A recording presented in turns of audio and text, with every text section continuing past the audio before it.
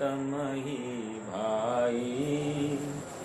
धरो विवेक हृदय में आशा पर की दुखदाई। सुख दुख कोई न बाँट सके यह परम सत्य जानो। कर्मोदय अनुसार अवस्था संयोगी मानो। कर्मण कोई देवे लेवे प्रत्यक्ष ही देखो। जन्मे मरे अकेला चेतन तत्व ज्ञान लेखो। अशरण जग में शरण एक शुद्धात्म ही भाई। महत्वपूर्ण बात आ गई है, लाख बात की एक बात कि भाई एक मेरा शुद्धात्म ही शरणभूत है। विचार कीजिए, कल्पना कीजिए, किसी ने अपने को कह दिया, चलो एक उदाहरण देता हूं फिर मैं कल्पना को करने लगा होगा।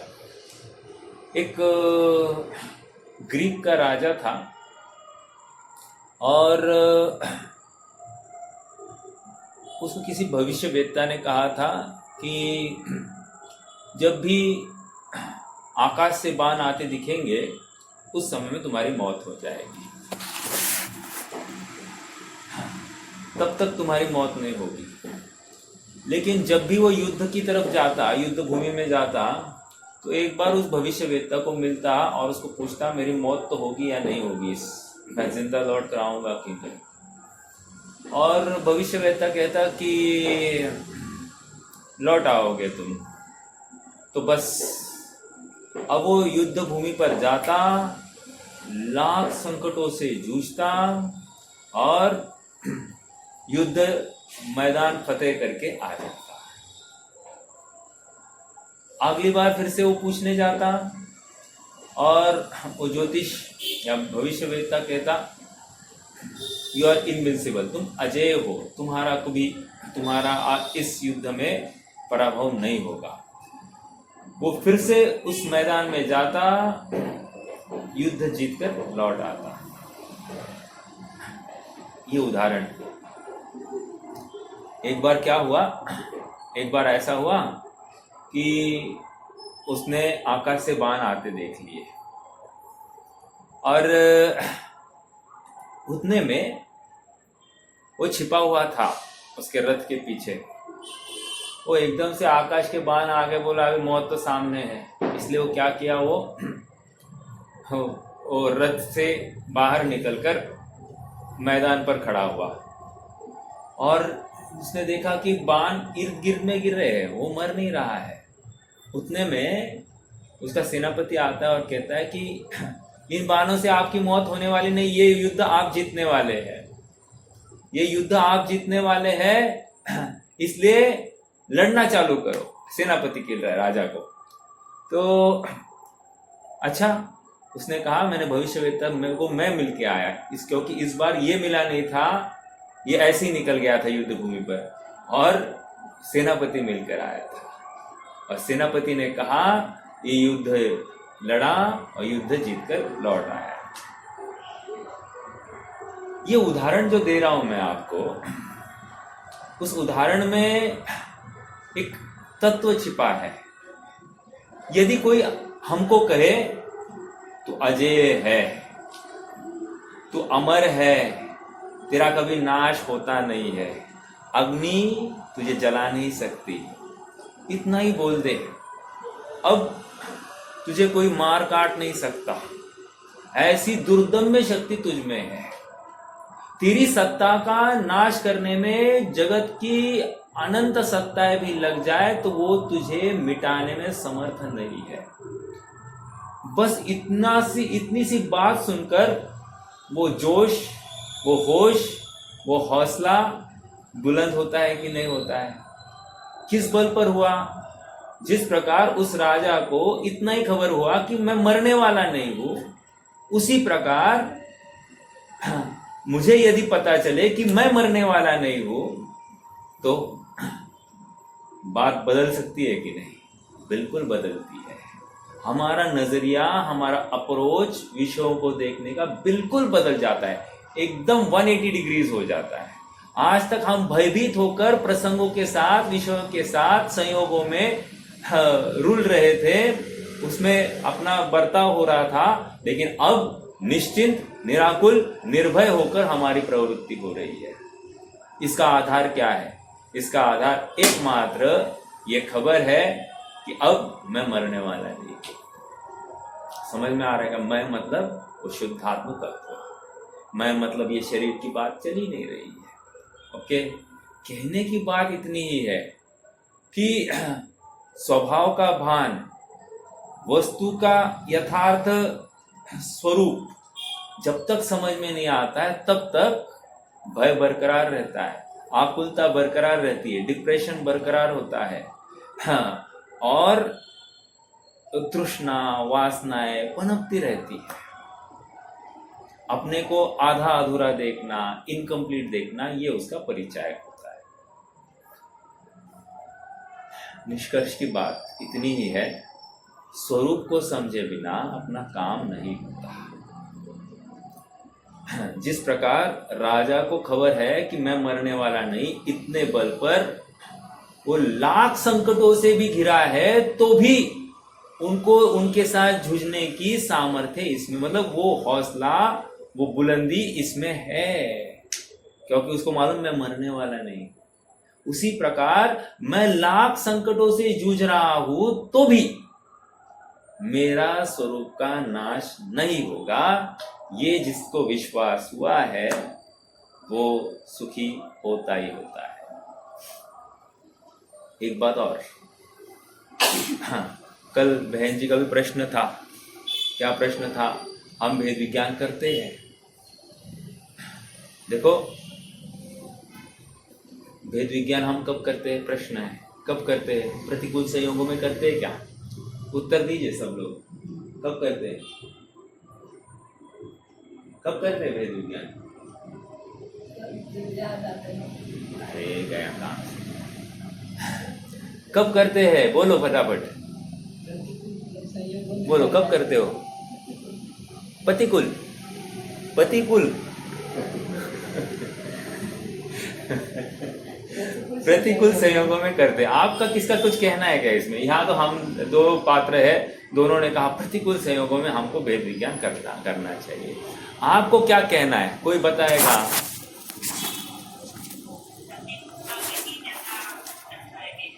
नहीं, ज्यादा और कम की बात नहीं, हम कब करते उसकी बात चल रही है। क्या करना चाहिए वो तो मैं बताऊंगा। कदाचित, हाँ, कदाचित प्रतिकूलता में करते, कदाचित। अगर प्रतिकूलता में नहीं करते तो आकुलता होती होती है ना, और प्रतिकूलता में करते हैं तो थोड़ा बहुत वो आकुलता का पैरामीटर, डिग्री कम हो जाती है, इतनी बात होती है। अब ये गाथा क्या कह रही मालूम है क्या? ये गाथा ये कह रही है, जिसने अनुकूलता में भेद विज्ञान किया है ना, वही प्रतिकूलता में करेगा। क्या कहा? जिसने अनुकूलता में भेद विज्ञान किया है ना, वही प्रतिकूलता में करेगा। जिसने अनुकूलता में किया ही नहीं है, वो प्रतिकूलता में कदाचित करे, शास्त्र की भाषा सुन के, पढ़ के, लेकिन उसको लाभ नहीं होगा। आप पूछ रहे थे ना लाभ नहीं होता है, तो लाभ इसलिए नहीं हो रहा क्योंकि हम अनुकूलता में भेद विज्ञान नहीं कर रहे, अनुकूलता में साम्य भाव नहीं है। इसका मतलब मालूम है, हमको पाप नहीं करना है, हमको पुण्य करना है। और ये धर्म हमको पाप के काल में याद आ रहा है, पुण्य के काल में किसको याद आ रहा है? समझ में आ रहा है क्या? और यहाँ पर कह रहे ये हर काल में धर्म अंगीकार करने योग्य है, सुख दुख में, बंधु शत्रु में। समझ में आ रहा है क्या? हर काल में ये अंगीकार करने योग्य है। विचारणीय बिंदु है, मतलब क्योंकि क्या है, ये पॉइंट टू बी नोटेड है कि हम हर बार भगवान को कब याद करते हैं? प्रतिकूलता में। अनुकूलता में कोई याद करता है क्या? उसमें क्या याद करना है साहब? अनुकूल चल रहा है, उसको याद आती कहाँ है, राइट? अर्थात यहाँ पर यही समझा रहे कि तुम्हें धर्म दोनों अवस्था में करना है, और तुम जिस अनुकूलता के लिए तुम दिन रात समर्पित हो, उस अनुकूलता में सर्वप्रथम करना है, तब जाकर प्रतिकूलता में। इसलिए अंतिम पद क्या आया? जीवित मरण में। जीवन में पहले करो तो मरण में करोगे। उसका अर्थ ये है, जिसने जीवन भर समता भाव ही नहीं धारण किया है, हाय गर्मी हाय गर्मी हाय गर्मी करता बैठा है, वो मरण के काल में अगर गर्मी होगी तो समाधि करेगा क्या? कहो मेरी बात। नहीं, उस तो में ध्यान ही नहीं रहता। अरे रहता है, ऐसा थोड़ी आत्मा है ये। आत्मा ऐसा थोड़ी है, ज्ञाता स्वभाव तो कायम रहने वाला है। समझ में आ रहा है क्या? हमको लगता है कि ध्यान नहीं रहता है, वो मरण की तरफ ही अपना लक्ष्य होता है। नहीं नहीं नहीं, और मरण की तरफ भी लक्ष्य होगा तो भी गया ना काम से। कब मरूंगा कब मरूंगा कब मरूंगा कब मरूंगा, उसकी राह देखता हुआ स्वभाव को तो भूल रहा है। समझ में आ रहा है क्या? मरण के काल में स्वभाव देखना है, मरण के काल में मरण की राह नहीं देखनी है। समझ में आ रहा है? और जीवन के काल में भी जीवन की राह नहीं देखनी है, जीवन के काल में भी स्वभाव देखना है। ये कला जिसके अवगत हो गई है, ये कला जिसने अपनी धारणा में बिठाई है, वही सुखार्थी है, अन्य नहीं। समझ में आ रहा है क्या? बहुत महत्वपूर्ण लॉजिक है ये, क्योंकि ये हमारी गलती है और इस गलती को हमको स्वीकार करना पड़ेगा। अब करना क्या? अब अनुकूलता में सर्वप्रथम भेद विज्ञान चालू करना। आम आ गया हापुस, सस्ता हो गया साहब। अभी अब धमाधम चालू हो गया है। आज का भोजन एकदम एक नंबर। क्यों साहब? मुंह लगाने के लिए आम का रस था, है कि नहीं? सब खुश हो गया। बात यह है, तुम्हें अनुकूलता में तुम आनंद मार रहे हो, साम्य भाव नहीं है। वो भी एक गेय था, जिस प्रकार प्रतिकूल संयोग एक गेय था, अनुकूल संयोग भी एक गेय था। अब तुमने एक गेय में और दूसरे गेय में तुमने दोगलापना किया, अर्थात एक को अच्छा और एक को बुरा कर दिया है। और वो उपयोग तो तुम्हारा ही था ना, उपयोग तो तुम्हारा ही था, ज्ञाता स्वभाव तुम्हारा ही था, तुम्हारे ज्ञान दर्पण में झलका था। तो तुम्हारे ज्ञान दर्पण ने ऐसा भेद क्यों किया कि एक को अच्छा कह दिया, एक को बुरा कह दिया? अर्थात तुम्हें ज्ञाता स्वभाव की खबर नहीं है। समझ में आ रहा है क्या? और जिसे ज्ञाता स्वभाव की खबर नहीं है, वेरी नेचुरली वो भेद विज्ञान नहीं करता है, राग द्वेष होते ही होते हैं उसको। इसलिए जब मैं कह रहा हूं कि जब तुम्हें खबर हो जाए क्या कि तुम्हारा स्वभाव अजेय है, अविनाशी है, शाश्वत है, निराकुल है, समझ में आ रहा है क्या? पूर्ण सुख से कूटस्थ है, भरा पड़ा है, तो तुम्हें अब किस चीज का भय? किस चीज का भय? अगर तुम्हें स्वभाव की भ्रांति मिट गई तो तुम्हें भय नहीं होगा। एक प्रश्न है, प्रश्न क्या किया जाए कि सोने को जंग नहीं चढ़े? क्या लगता है आपको? मुंह मत हिला, बोलो। सोने को जंग नहीं चढ़े तो हम इसलिए हमको क्या करना चाहिए?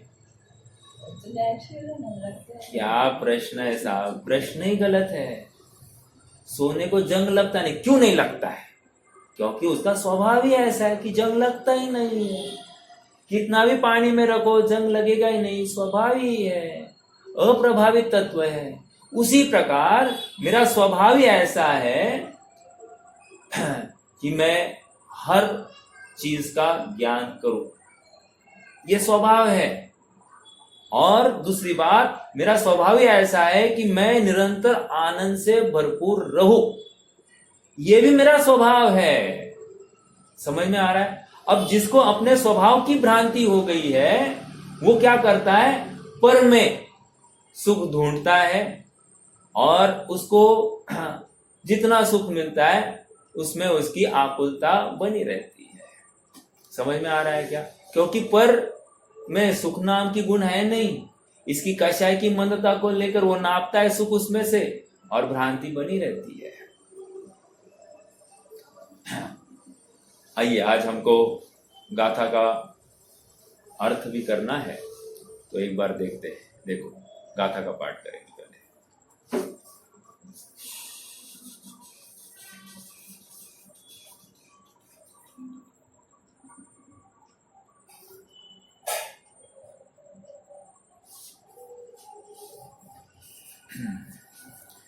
समसत्तु बंधुवर्गो समसुह दुःखोपसंसनिन्द समो समलोष्ठ कंचनो पुण जीवित मरणे समो समणो काच कंचन बंधु हरि सुख दुख प्रशंसा निंद में शुद्धोपयोगी श्रमण का समभाव जीवन मरण में। जिन्हें शत्रु और बंधु वर्ग सुख और दुख, प्रशंसा और निंदा, सोना और मिट्टी का ढेला तथा जीवन और मरण समान है, इन सभी में जिनका समता भाव है वे श्रमण है।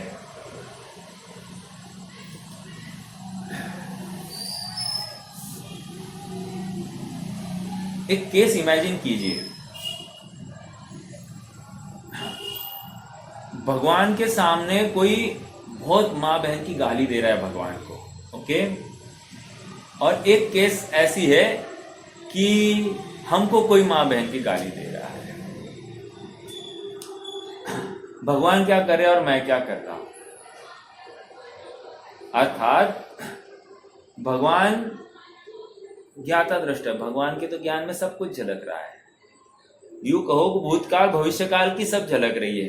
भूतकाल में कौन गाली दे रहा था वो भी उनके ज्ञान में झलक रहा है, भविष्य में कौन गाली देगा ये भी उसको उनके ज्ञान में है, राइट। मुझे तो अभी मात्र वर्तमान के ही मेरे ज्ञान में झलक रहा है, राइट। इतना तो लिबर्टी मेरे पास में है, उनके पास वो भी लिबर्टी नहीं है। लेकिन तीन लोग तीन काल का सब समझते हुए भी वे अप्रभावित है, और मैं एक क्षण मात्र का समझते हुए भी मैं प्रभावित हो गया हूं। क्या कारण है?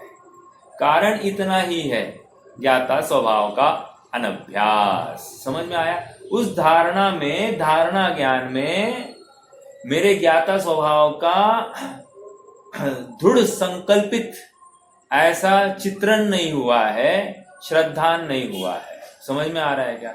जब तक ऐसी भ्रांति बनी रहेगी स्वभाव संबंधी, तब तक ये जीव नियम से बाहर से सुख या दुख की कल्पना करता घूमता रहेगा, और तब तक ये सुखी नहीं होगा। समझ में आ रहा है क्या? अब सेम बात यहां पर मुनिराज के ऊपर अप्लाई की है। कह रहे मुनिराज को गाली दे दीजिए, क्या करेंगे? और मुनिराज की प्रशंसा करें तो क्या करेंगे? कह रहे हैं वे दोनों समय में स्वभाव मुक्त हो जाएंगे। समझ में आ रहा है क्या? अर्थात उपयोग स्वभाव की तरफ ढालेंगे, और स्वभाव की तरफ ढालने का आधार क्या है? कह रहे आधार उस स्वभाव की रुचि है। समझ में आ रहा है क्या? देखो एक एग्जाम्पल देता हूं। मान लो कोई योद्धा है, वो युद्ध की भूमि में लड़ाई कर रहा है। छुटपुट खरोचे आएंगी कि नहीं आएंगी? यहां पर कट गया, यहां पर कट गया, ऐसा होगा कि नहीं? आपको पता है क्या? पहले घी की बावड़ियां होती थी, और कोई सैनिक बहुत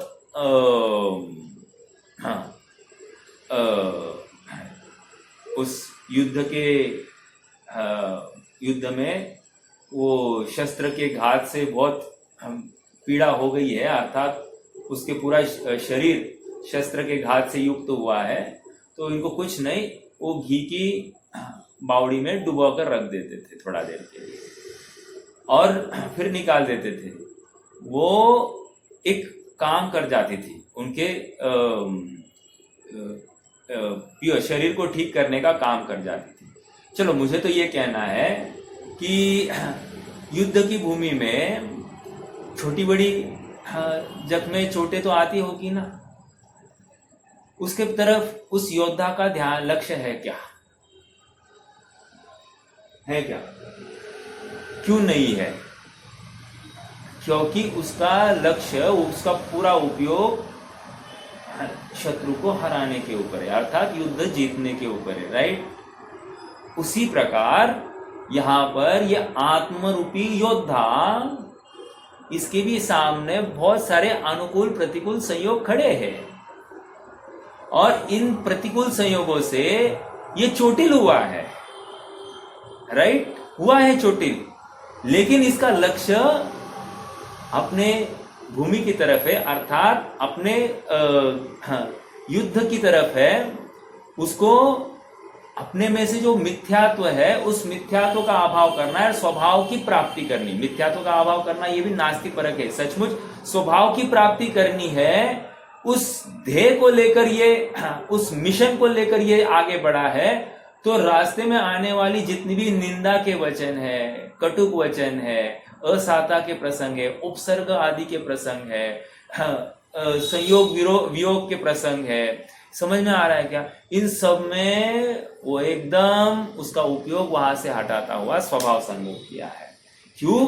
उसको स्वभाव सर्वोपरि दिखाई दिया है, सर्वोत्कृष्ट दिखाई दिया है।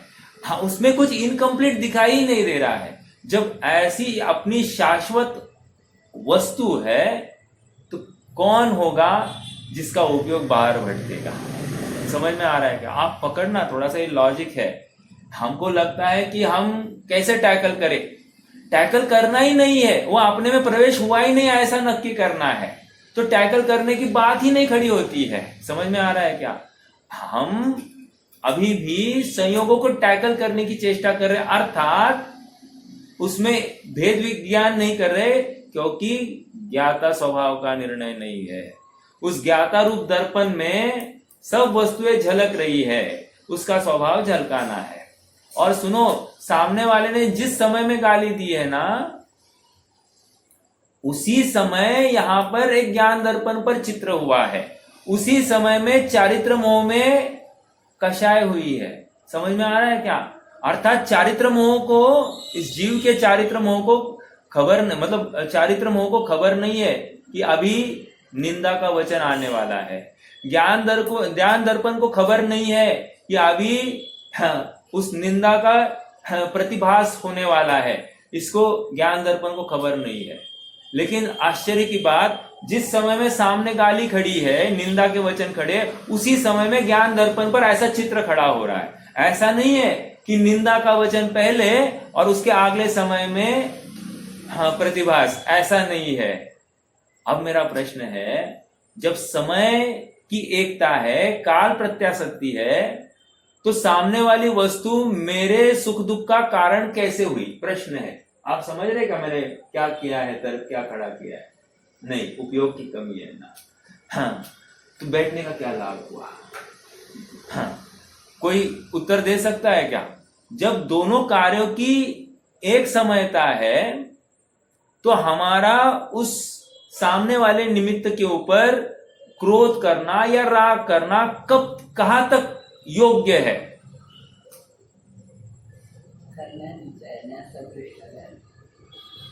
ऐसा है? पोपट बोले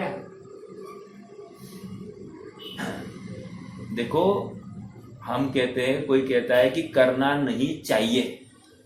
हमको क्या समझना, हम कर नहीं सकते क्योंकि मेरा स्वभाव ही नहीं है। करना नहीं चाहिए, या करने की कर्तृत्व की जो गंध है वो भी छूट जानी चाहिए। मैं करता ही नहीं, ऐसा मेरा स्वभाव है। स्वभाव में कभी दूषण नहीं आता। हाँ, और एक बात, जिस चीज को अपन ज्यादा भाव देते हैं ना, उसका भाव बढ़ते जाता है। जिस चीज को भाव कम देता है वो एकदम गलित गात्र हो जाता है। आज देखो, सोना को, मिट्टी को कितना भाव दिया जा रहा है, तो सोना लाख रुपया पहुंच गया। मिट्टी जो हजारों में बिकती थी एकड़, अभी करोड़ों में एकड़ बिकने लग गई है। क्यों? भाव ज्यादा दिया गया उन चीजों को। उसी प्रकार यदि हमारे आत्म स्वभाव को हम भाव ज्यादा देंगे तो अपने आप इन चीजों को तुच्छ देखेंगे कि नहीं देखेंगे, उनका भाव उतरेगा कि नहीं, मतलब हमारे परिणाम में उनके प्रति का राग घटेगा कि नहीं घटेगा। जब हमारा उनके तरफ का राग बढ़ गया है तो अपने आप अपने स्वभाव का के प्रति का राग घट गया है। अब जब स्वभाव के प्रति का राग बढ़ गया, रुचि बढ़ गई, अपने आप उनकी रुचि हट गई। जहां रुचि हट जाती है तो उसको लेकर उन संयोगों संबंधी इष्ट अनिष्ट कल्पना भी छूट जाती है। चौथे और पांचवें गुणस्थान में पक्ष आ जाता है स्वभाव का। वो अभ्यास करता है स्वभाव सन्मुख होने का, निरंतर हर प्रसंग में वो भेद विज्ञान का अभ्यास करता है। और जब साधु अवस्था आ जाती है, मुनि अवस्था आ जाती है, उसको उससे कुछ फर्क पड़ता ही नहीं है।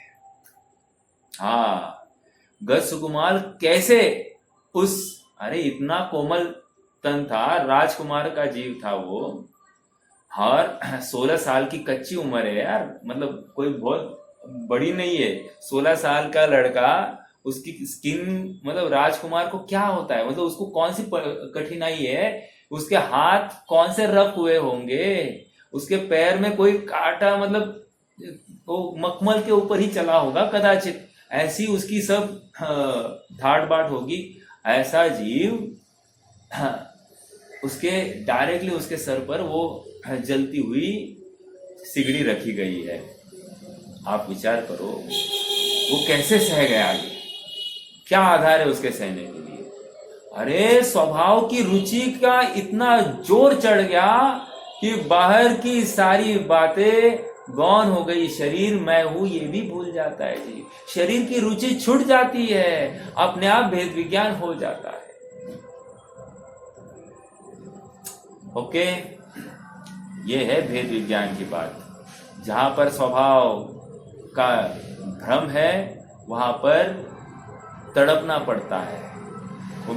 मैं जीव हूं, मैं ज्ञाता स्वभाव हूं, और ये सामने वाली वस्तु मेरे में नहीं है, ये सब हमको स्वयं को समझाना पड़ता है।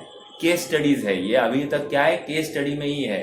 मतलब कल मैंने कहा था ना, डेटा इकट्ठा किया, आत्मा कैसा है, उसके बाद में उसकी एनालिसिस करना कि ऐसा कैसे अकेला रह सकता है, वो एनालिसिस हो गई। एनालिसिस को फिर प्रैक्टिकल में हम केस स्टडी के रूप में जीवन के हर प्रसंग में आजमाते रहे, आजमाकर हम अपनी दृढ़ता को देखें कि हमको स्वभाव की रुचि है या विषयों की रुचि है, हमको विषयों को हटाने की रुचि पड़ी है या फिर स्वभाव को ध्याने की रुचि है।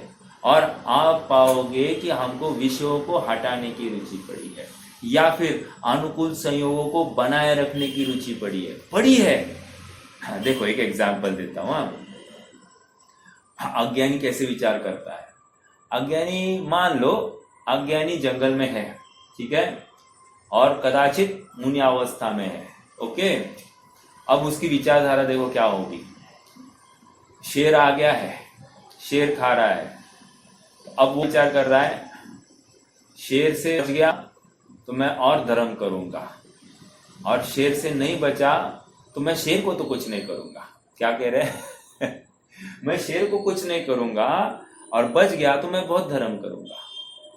दोनों इसमें उसकी गाफिलता है, अर्थात उसकी बचने की रुचि पड़ी है एक, और उसको शेर को कुछ करना नहीं करना है, उसका कर्ता बना है।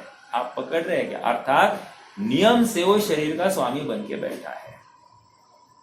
अब ज्ञानी कैसे, इसके विपरीत क्या है? शेर खा रहा है और मैं अपने स्वभाव में हूं, और शेर के खाने से मेरा तो नाश नहीं होने वाला है। कोई पर वस्तु मेरी चैतन्य सत्ता को छू ही नहीं सकती। मैं अपनी चैतन्य गुफा में एकदम महफूज हूं, सुरक्षित हूं। मेरी सुरक्षितता अलांग्य है, उसको लांघा नहीं जा सकता। ऐसा कॉन्फिडेंस जहां पर खड़ा हो गया, ऐसा जो आत्मबल, आत्मविश्वास जिसको खड़ा हो गया है ना, वो निर्भय हो जाता है, निश्चिंत हो जाता है, उसको आकुलता नहीं है। समझ में आ रहा है क्या? विचार करना। हमको अनुकूल संयोगों में आह्लाद सा लगता है क्या? विचार करना। अगर अल्लाह सा लगता है तो पकड़ना कि ये अपराध है, साम्य भाव नहीं है, तो नियम से प्रतिकूल संयोगों में आकुलता होगी ही होगी। समझ में आ रहा है क्या? हाँ जी, चलिए आज थोड़ा सा पढ़ते हैं।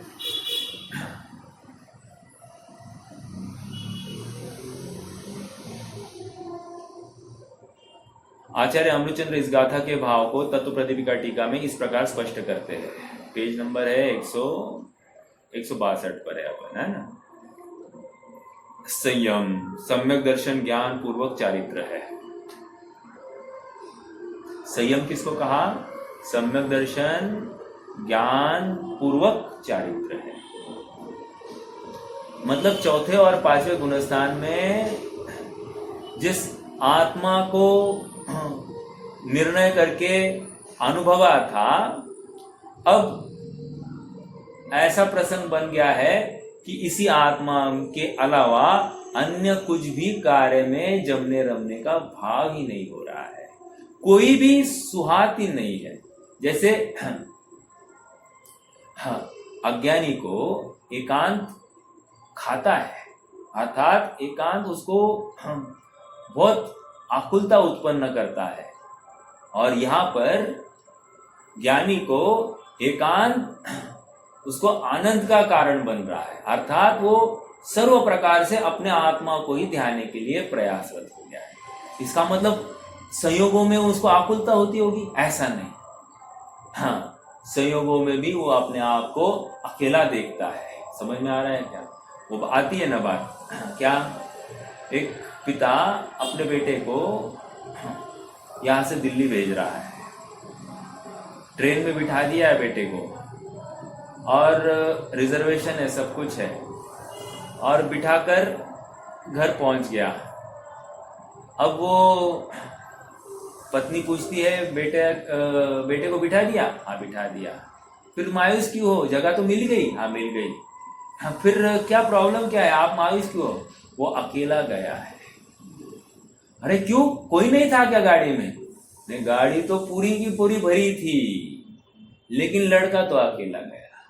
अकेला गया मतलब क्या? अपना कोई नहीं है। समझ में आ रहा है क्या? उसी प्रकार आप अकेलो अवतरे मरे अकेलो होय, यू कबहू इस जीव को साथी सगा नहीं कोई। फिर से कोई साथी सगा नहीं, कोई साथ देने में समर्थ नहीं है। मुझे मेरा काम करने के लिए जितनी भी साधन सामग्री चाहिए, सारी साधन सामग्री मेरे में अपने आप विद्यमान है। मेरी अर्थ क्रियाकारित्व रूप कार्य करने के लिए मुझे अन्य किसी के मदद की आवश्यकता नहीं है। और मेरा अर्थ क्रियाकारित्व क्या है? कोई बताएगा? मेरा अर्थ क्रियाकारित्व क्या है? कोई बताएगा?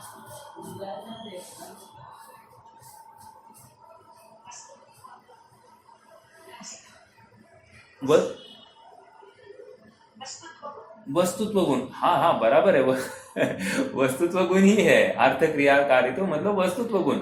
लेकिन वो अर्थ क्रियाकारित्व क्या है, मतलब प्रयोजन परक क्या बात है? वो मैं वो बात पूछना चाह रहा हूं कि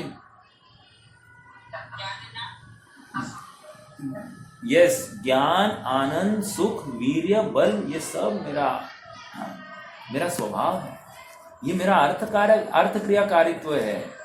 और ये अर्थ क्रियाकारित्व मैं अपने से कर रहा हूं।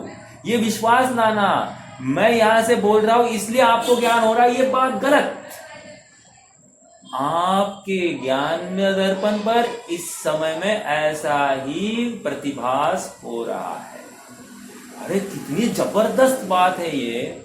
मतलब मेरी वजह से ज्ञान हुआ ही नहीं है, आप में ज्ञान विद्यमान है, इसलिए वो ज्ञान हो रहा है। और मैं निमित्त तो खड़ा हूं ना, निमित्त तो खड़ा। अरे निमित्त को मार दो गोली, निमित्त के बिना भी तुम्हें ज्ञान होता है। क्यों नहीं मानते हो इस बात को?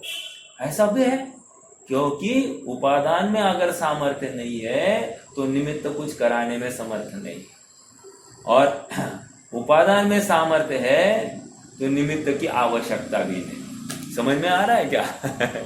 निमित्त की आवश्यकता नहीं है, इसी को 116वीं गाथा की टीका में क्या कह रहे, नहीं स्वतो सती शक्ति कर तुम मान्य न पा रहे थे। अगर तुम में ही वो शक्ति नहीं है तो दूसरा क्या कर सकता है? अन्य के द्वारा वो कार्य नहीं कराया जा सकता। और दूसरी बात क्या कह रहे, नहीं वस्तु शक्तया परम अपेक्षन्ते, अर्थात जब वस्तु में स्वयं में वो शक्ति विद्यमान है तो पर की अपेक्षा क्यों रखते हो? बस ये वस्तुत्व गुण है, और इस वस्तुत्व गुण का जिसको विश्वास है, जिसको कॉन्फिडेंस है, वो बाहर भटकेगा ही नहीं। उसको अब बाहर की कोई वस्तुएं आकर्षित करती ही नहीं है। वो ज्ञाता स्वभाव में देख लेता है ये अपना नहीं है, चलो रिजेक्ट, ये अपना माल नहीं है, रिजेक्ट। समझ में आ रहा है क्या? अब रुपया, पैसा, धन, धान्य, अनुकूलता, अब इसको कोई मायने नहीं रखती है। कोई प्रशंसा करे, देखिए निंदा का वचन जिस ज्ञान दर्पण पर झलका है उसी ज्ञान दर्पण पर प्रशंसा का भी वचन झलका है। लेकिन मेरा प्रश्न है, किसी ने मुझे कह दिया, हाँ एग्जाम्पल, क्या यार आप इतना फिट हो, आप तो एकदम जवान लगते हो, इतना ही बोल दिया किसी ने आपने को, अपन भले रिस्पॉन्ड नहीं करे, आपने को क्या लगेगा? किसी ने आपने को कह दिया तुम आज भी खड़े रहो ना, तुम शादी में भी खड़ी रहो ना, तुम लगोगे दुल्हन जैसी लगोगी, लगता ही नहीं तुम्हारे 20-25 साल हो गए शादी को। ऐसा बोल दिया तो किससे लगेगा?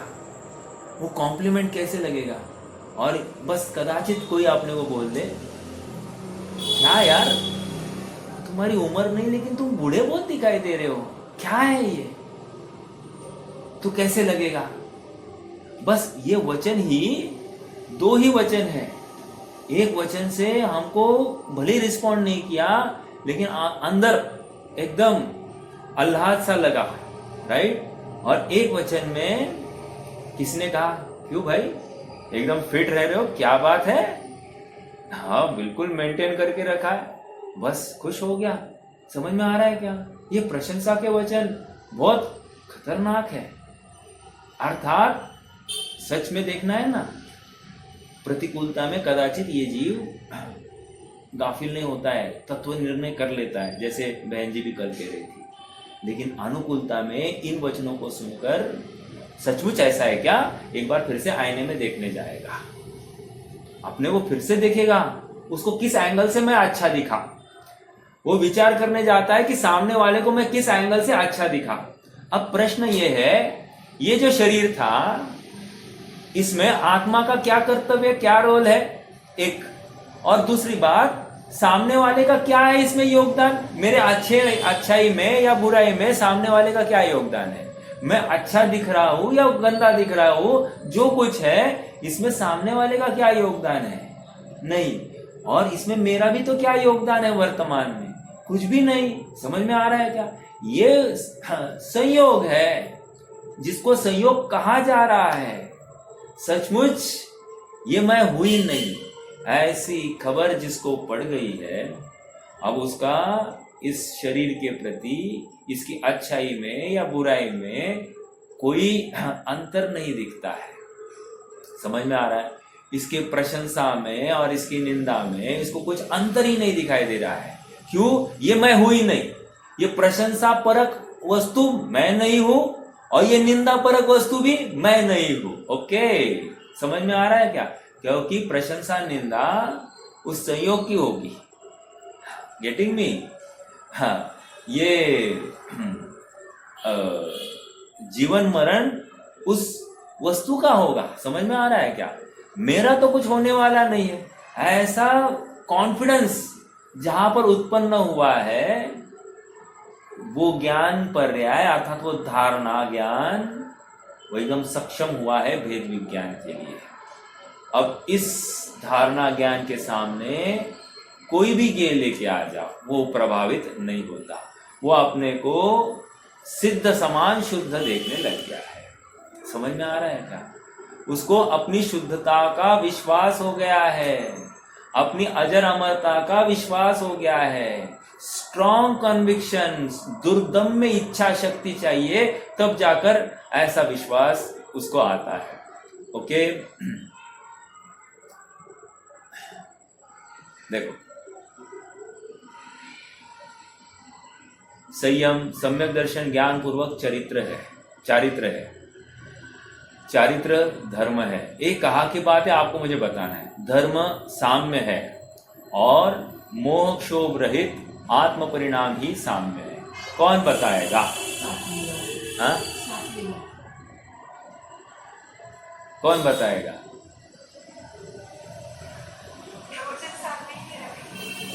हाँ बराबर।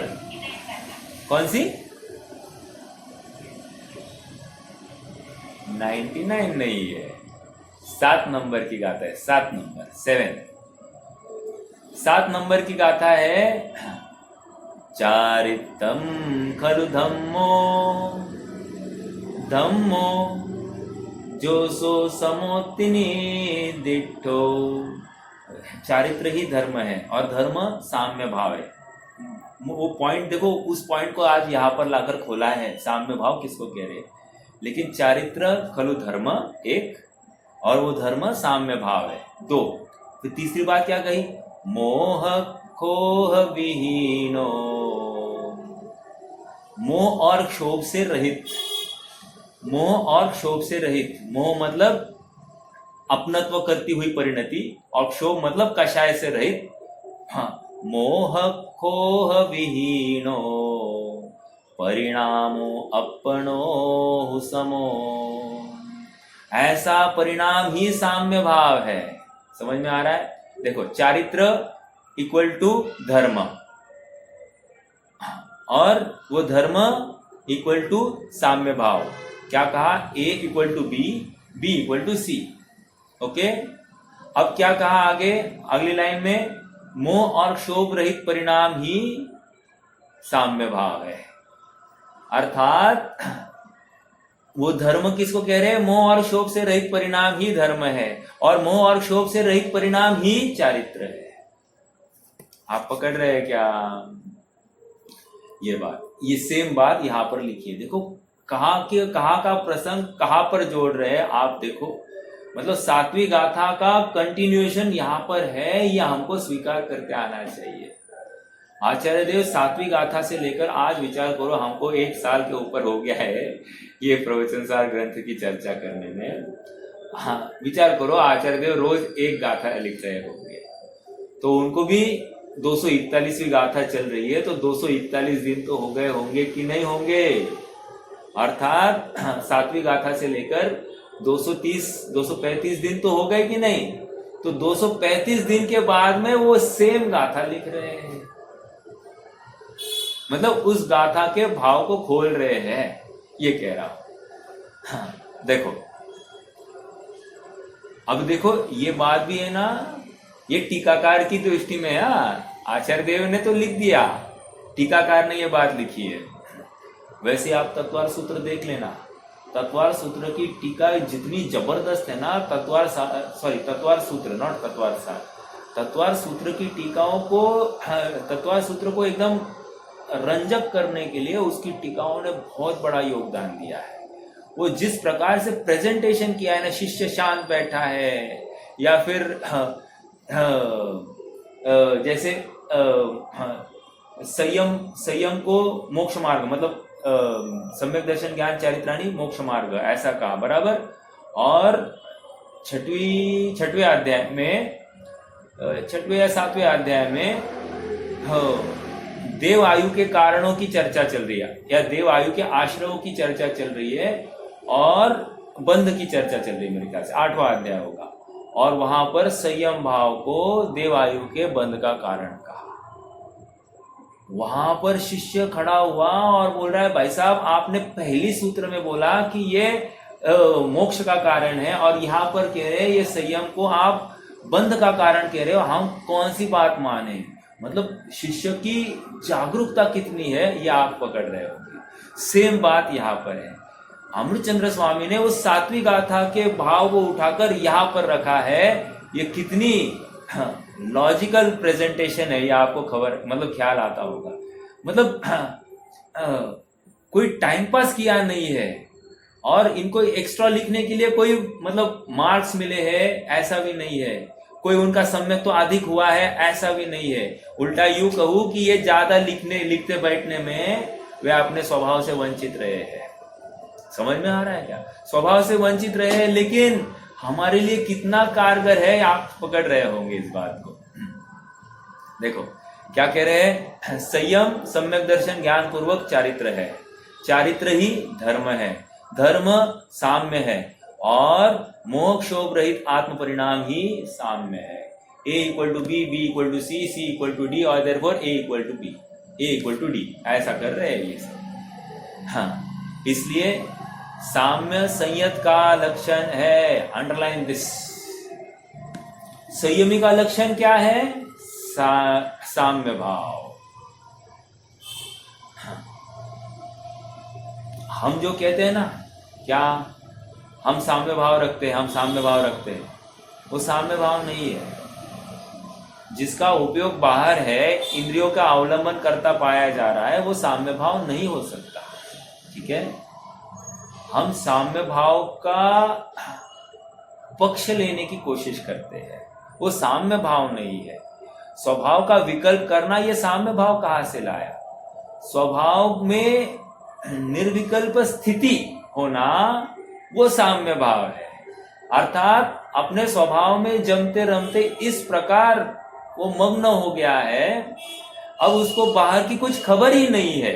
ये शरीर है या नहीं ये भी भूल गया, या मैं शरीर हूं ये भी भूल गया, और वे आत्मा के साथ एक रूप हो जाते हैं। समझ में आ रहा है? इसलिए उपसर्ग कैसे झेले? उपसर्ग तो हम और आपको दिखाई देते हैं, उनको उपसर्ग नहीं दिखाई देता। एक परिचय कैसे झेले?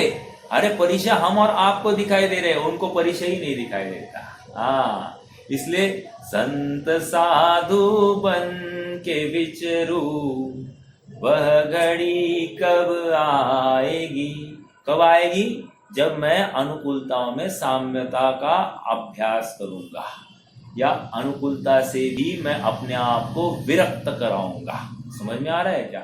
अनुकूलता को अपना स्टेटस मानता है और प्रतिकूलताओं को कर्म का लादा हुआ अपराध मानता है, तो यह अनीति संभव नहीं है। क्या कहा? अनुकूलताओं को स्टेटस मानना और प्रतिकूलताओं को कर्म द्वारा लादा हुआ मानना यह अपराध है, यह साम्य भाव का अभ्यास भी नहीं है। ओके? हाँ, प्रसंग बहुत कठिन है। आज जीवन में एक एक क्षण पर जागरूकता की आवश्यकता है, क्योंकि भविष्य कैसे होगा इसकी हमारे पास कोई खबर नहीं है। इसलिए समझदारी इसी में है कि वर्तमान में जब हमारे होश आवास एकदम व्यवस्थित है, उस होश आवास में हम अपना कार्य कर बैठे। हम मरण की राह नहीं देखे कि मरण के काल में मुझे समाधि करनी, बाबा मरण के काल में समाधि करनी है। अरे भाई साहब, जीवन में समाधि जिसने नहीं देखी वो मरण के काल में खाक समाधि करेगा? नहीं कर सकता। हाँ, कुंद स्वामी ने 12 व्रतों में एक व्रत साधु समाधि भावना लिखी है। क्या लिखी है? साधु समाधि भावना है। मतलब कह रहे हैं कि समाधि तो मरण के काल में होती है, आपने व्रतों में कैसे अंगीकार करने के लिए कहा? तो कह रहे हैं हाँ, जिसका जीवन ही समाधिमय है ना, उसका ही अंत समाधिमय होगा। देखो, वो ग्वाले के लड़के को इतना विश्वास कि मेरा मरण नहीं होता, और उसके बल पर वो एकदम निर्विकार आकुलता रहित हुआ। उसका उस सर्प के दंश के प्रति किंचित मात्र भी द्वेष भाव नहीं है। क्यों? स्वभाव की महिमा आ गई है। बराबर उसी प्रकार जब हमको भी स्वभाव की महिमा आती है, तो फिर बाहर की ये संयोग हमारे लिए कार्यकारी नहीं होते। इसलिए जो कहा है ना, क्या कि काक बीट सम गिनत है, सम्यक दृष्टि लोग, है ना, चक्रवर्ती की संपदा, इंद्र सरी के भोग, काक बीट सम गिनत है, सम्यक दृष्टि। अर्थात ये देखने का एंगल क्यों खड़ा हुआ है, वो सम्यक्त्व के बल पर, अर्थात उसने अपने आत्म स्वभाव का निर्णय कर लिया है। हाँ, हु स्वतंत्र निश्चल निष्काम ज्ञाता दृष्टा आत्मराम। स्वतंत्र, ये स्वतंत्र शब्द बहुत मायने रखता है। आप स्वतंत्रता की वो पेटा खोल नहीं पाते हैं। अगर आप जितना स्वतंत्रता के ऊपर इन डेप्थ एनालिसिस करो, आप पाओगे कि अपनी परिपूर्णता, अपनी पूर्णता अपने आधार से ही दिखाई देती है, इसलिए स्वतंत्र है। और इसलिए मैं ज्ञाता दृष्टा हूं। वो स्वतंत्रता के बल पर ही मेरा अस्तित्व है, उस स्वतंत्रता के बल पर ही मेरा वस्तुत्व है, उस स्वतंत्रता के बल पर ही मेरा परिणमनत्व है, और उस स्वतंत्रता के बल पर ही मेरा प्रमेयत्व है। समझ में आ रहा है? अगुर लघुत्व है, प्रदेशत्व है, अनंत गुण उस स्वतंत्रता के बल पर है। अपनी सत्ता को कोई चैलेंज करने में समर्थ नहीं, ऐसा दुर्दम्य विश्वास अंदर में आ जाए, ये बहुत बड़ी उपलब्धि है। देखो,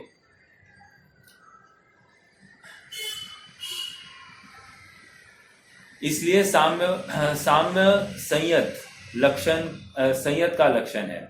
शत्रु व बंधु वर्ग में, सुख व दुख में, प्रशंसा व निंदा में, मिट्टी के ढेले व सोने में, और जीवन व मरण के संदर्भ में शत्रु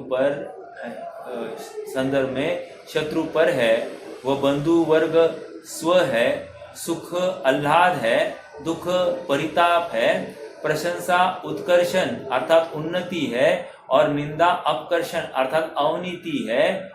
मिट्टी का ढेला मेरे लिए अकिंचितकर है, वह सोना उपकारक है, जीवन स्थायित्व है और मरण विनाशक है। इस प्रकार के मोह के अभाव के कारण जिसे सर्वत्र ही राग द्वेष का द्वैत प्रकट नहीं होता, अंडरलाइन दिस वर्ड, राग द्वेष का द्वैत प्रकट नहीं होता, और जो सतत विशुद्ध ज्ञान दर्शन स्वभावी आत्मा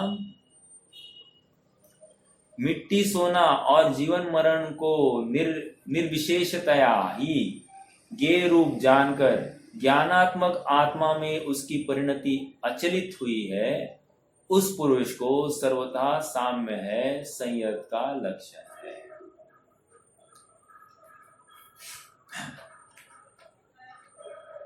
देखो, एक एग्जांपल देता हूं मैं। विचार कीजिए, उपसर्ग हो रहा है मुनिराज के ऊपर, राइट, और मुनिराज जान रहे हैं। मेरा प्रश्न है, वे साम्य भाव में है या नहीं?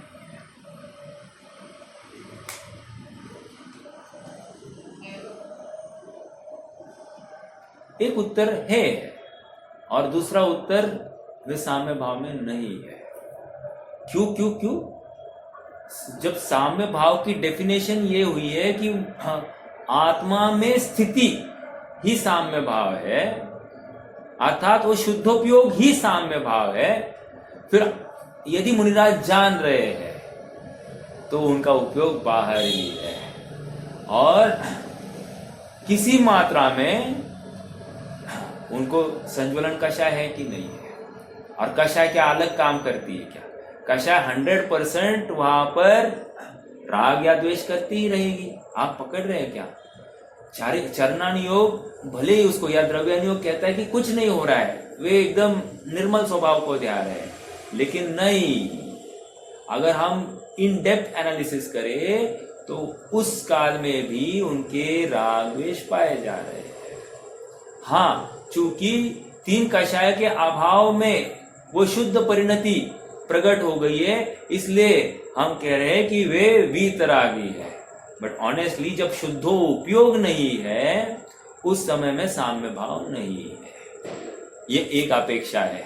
और दूसरी अपेक्षा जो भाभी ने बताई कि हाँ, वो जान रहे उस समय में भी उनको 3 कषाय चौकड़ी जनित आनंद वर्त रहा है, तो जो 3 कषाय चौकड़ी के अभाव जनित आनंद है वो साम्य भाव कहेंगे कि नहीं कहेंगे?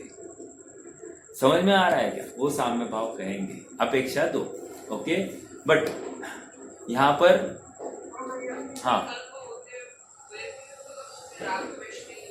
हाँ हाँ, तो अपेक्षा लगा रहे हैं ना अपन। विकल्प मान लीजिए जानने में आया मतलब अपने आप विकल्प होगा कि नहीं, ये उपसर्ग हुआ है अपने ऊपर, शरीर मतलब शरीर के ऊपर किसी ने कुछ किया है, इतना तो समझ में आता है कि नहीं आता है? बिल्कुल आता है। लेकिन इसको स्वभाव की रुचि इस जाति की है कि हम भूल जाते हैं कि शरीर के ऊपर कुछ हुआ है।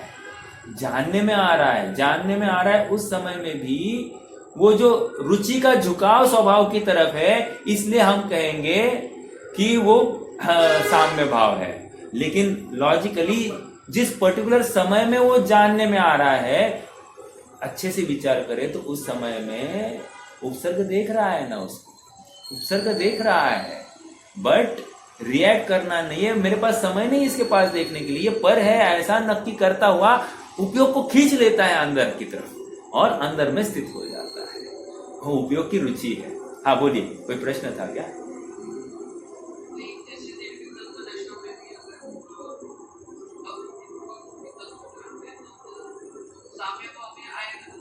अच्छा, देखो आप एक प्रश्न समझ में आ रहा है क्या? कदाचित आप ये कह रहे हैं कि सातवां गुणस्थान चल रहा है, राइट? सातवें गुणस्थान में अबुद्धिपूर्वक राग चल रहा है उनका, है ना? अभी भी शुद्ध परिणति वहां पर भी चल रही है। सातवां क्या 10वें तक चलने वाला है ये सब। तो कह रहे हैं इसको क्या कहेंगे? इसको साम्य भाव कहेंगे कि नहीं कहेंगे? बुद्धिपूर्वक इस जीव ने आत्मा में स्थित होने का अभ्यास किया है, तो इस अपेक्षा से इसको साम्य भाव कहते हैं। अगेन बहुत डिटेलिंग करेंगे तो उसको भी जितना कषाय का अंश बाकी है वो बंध का ही कारण है। वो अबुद्धिपूर्वक हो या बुद्धिपूर्वक हो, बंध होता ही होता है। देखो ना, जैसे तीर्थंकर प्रकृति का बंध कहाँ तक कहा, कौन बताएगा? तीर्थंकर प्रकृति का बंध कहाँ तक बताया? मैं सर्वोत्कृष्ट प्रकृति को खड़ा कर रहा हूं। 8वें के 6वें भाग तक कहा, 6वें या 4थे भाग तक कहा, अभी वो देख लेंगे। हाँ बराबर है ना? हाँ, 8वें के 6वें भाग तक कहा। अब मेरा प्रश्न है, उस समय में अबुद्धिपूर्वक ही चल रहा है कि नहीं? ये भी राग है कि नहीं? हर राग किस जाति का है? सभी जीवों को मोक्ष मार्ग मिल जाए, सभी जीवों को ऐसे आत्म स्वभाव की प्राप्ति हो जाए, सभी जीव इसमें लग जाए, ऐसी भावना है। वो अबुद्धिपूर्वक है ना, वो थोड़ी बुद्धिपूर्वक करे। बुद्धिपूर्वक तो आत्मा में बैठा है जीव। समझ में आ रहा है क्या? अब इसको लेकर बंद है कि नहीं है? है बंद वैसा देखा जाए। लेकिन अब बाल की खाल निकालनी जाए तो फिर हम साम्य भाव फिर 11वें 12वें में कहेंगे, फिर यहां पर भी नहीं कह सकते। आप पकड़ रहे क्या मेरी बात को? फिर साम्य भाव को डायरेक्टली 11वें 12वें में कहना पड़ेगा, क्योंकि वहां पर ही मोह क्षोभ का अभाव हुआ है, राइट? बट यहां पर स्थूल दृष्टि से जब उपयोग बाहर ही है, मतलब 28 मूल गुणों के पालन में ही लगा है, तो तीव्र कषाय वाला हुआ है। और 7वें में मंद कषाय हुई है, इसलिए यहां से लेकर साम्य भाव लगाया जा सकता है। और कोई लगाना चाहे तो 6वें में भी लगाओ, कोई प्रॉब्लम नहीं है। हाँ बोलिए।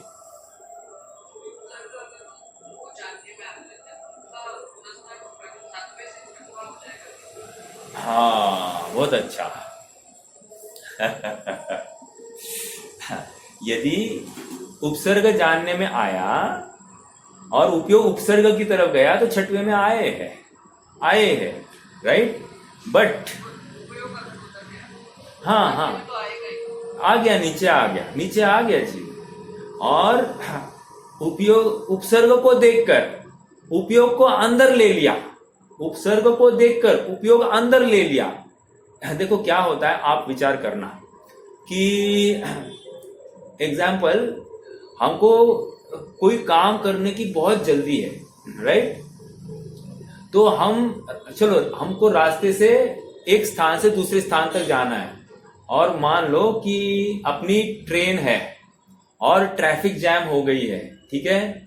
अब हमको उतरने, मतलब ऑटो से या हमारी जिस गाड़ी में बैठे उस गाड़ी से उतरकर पैदल चलते हुए हमको रेलवे स्टेशन तक जाना है, राइट।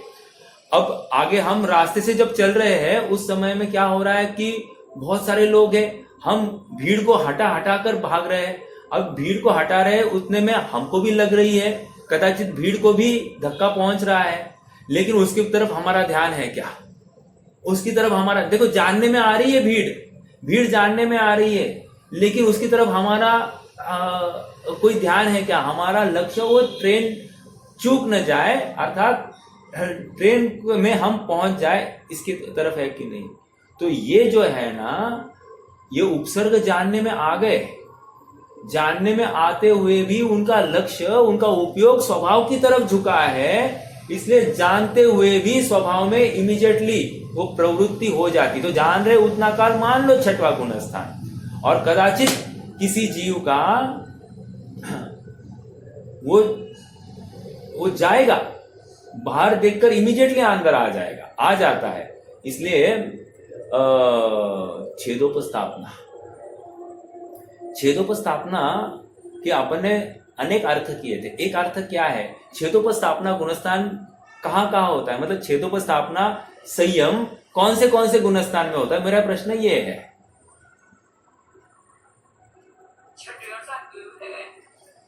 ये एक बात हो गई, और बोलिए।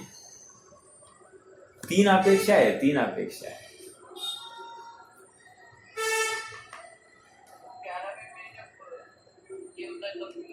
वो तो यथाख्यात है, 11वें में यथाख्यात है।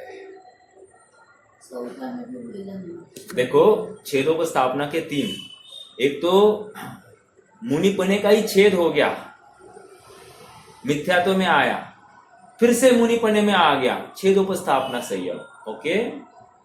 दूसरा जैसे ममता भाभी ने कहा, क्या 7वें से गिर गया, छेद हो गया, और 6वें से 7वें में आ गया, फिर से उपस्थापना, फिर से स्थापना में आ गया, राइट। तो ये 6वां 7वां हो गया। और सुनो, छेदोपस्थापना के संयम के गुणस्थान 6वें से 9वां कहा है, 6वें से 9वां कहा है। Can you believe? अब मेरा प्रश्न है, हमको इतना ही मालूम है ना क्या कि 9वें में गया हुआ पीछे आता ही नहीं है। समझ में आ रहा है क्या?